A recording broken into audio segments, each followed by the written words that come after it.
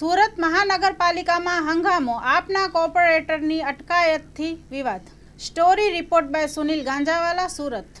સુરતમાં મેયર સામે જનહિતના પ્રશ્નો ઉઠાવનાર વિપક્ષ આમ આદમી પાર્ટીના કોર્પોરેટરોને જવાબ આપવાના બદલે પોલીસ બોલાવી અટકાયત કરાવાઈ। વિપક્ષ નેતા પાયલ સાકરિયા, ઉપનેતા મહેશ અણધણા, દંડક રચનાબેન હીરાપર સહિત અનેક કોર્પોરેટર સામે કાર્યકરોએ પોલીસ ડિટેઇન કર્યા।